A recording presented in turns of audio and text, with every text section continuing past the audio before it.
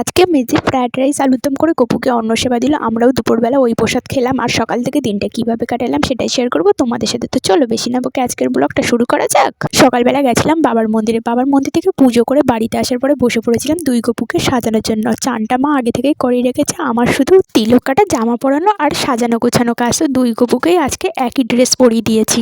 তো দুই গপুর জামা পরানো হয়ে গেলে তারপর সুন্দর করে সাজিয়ে গুছিয়ে সোয়েটারও পরিয়ে দিয়েছিলাম। আর আজকে না এই গপুর সোয়েটার ওই গপুকে পরিয়ে দিয়েছি, ওই গপুর সোয়েটার এই গপুকে পরিয়ে দিয়েছি। দুজনকেই বেশ সুন্দর লাগছিল দেখতে।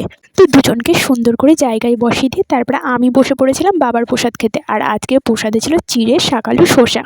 যেহেতু আগের দিন একাদশী গেছে সেই জন্য ফলের সাথে সাথে চিড়েও সেবা দিয়েছিল আজকে বাবাকে।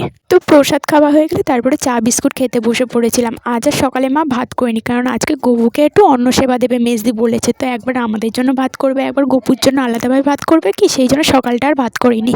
তো যাই হোক, চা বিস্কুট খাওয়া হয়ে গেলে তারপরে আমি আর মেজদি দুজনে মিলে বেরিয়ে পড়লাম সবজি বাজার করতে যাওয়ার জন্য। আগের দিন মা আলু আনতে বলেছিল, কিন্তু আমাকে তো বলিনি, সেই জন্য আমি জানি না, মেজদিকে বলেছিল। এবার মেজদিরও মনে ছিল না। তো আলু তো নেবই, তার সাথে একটু সবজিও নিতে হবে, কারণ মেজদি আজকে গপুকে ফ্রাইড রাইস করে দেবে। তো বাজার করা হয়ে গেলে তারপর বাড়িতে আসার পথে একটু মুদিখানার দোকানে গিয়েছিলাম। মুদিখানার দোকান থেকে একটু বেসন কিনে নিলাম, মেজদি বলছে একটু বেগুনি করবে।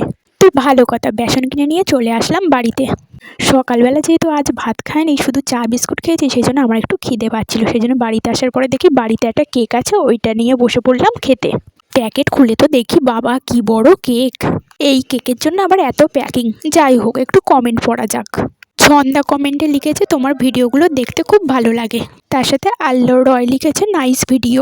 থ্যাংক ইউ সো মাচ আমার ভিডিওগুলোকে দেখার জন্য আর এত সুন্দর কমেন্ট করার জন্য। তারপর আমি বসে পড়েছিলাম একটু দুধ গরম করতে। তারপরে আবার দুধটা গরম করা হয়ে গেলে কিছুক্ষণ ফোন দেখছিলাম। আমি যখন ফোন দেখছিলাম তখন মেজদি গপুর জন্য রান্না করছিল। যেহেতু একাই সব কিছু রান্না করছিল, সেই জন্য আমিও মায়ের সাথে ওর সাথে কাজে একটু হাত লাগিয়ে দিচ্ছিলাম। ব্যাস, তারপরে মেজদির সব রান্না হয়ে গেলো, গপুকে সেবা লাগিয়ে দিল। গপুর সেবা লাগানো হয়ে গেলে তারপরে আমরাও বসে পড়েছিলাম খেতে। আমাদের জন্য আর আলাদা করে মা কিছু রান্না করিনি, দুপুরবেলা আমরা সবাই প্রসাদ খেয়েছিলাম। তো প্রসাদে ছিল ফ্রাইড রাইস, বেগুনি আর আলুর দম। সব কিছুই খেতে বেশ সুন্দর হয়েছিল। তো যাই হোক, আজকের জন্য এতটুকুই। দেখা হচ্ছে নেক্সট ব্লগে।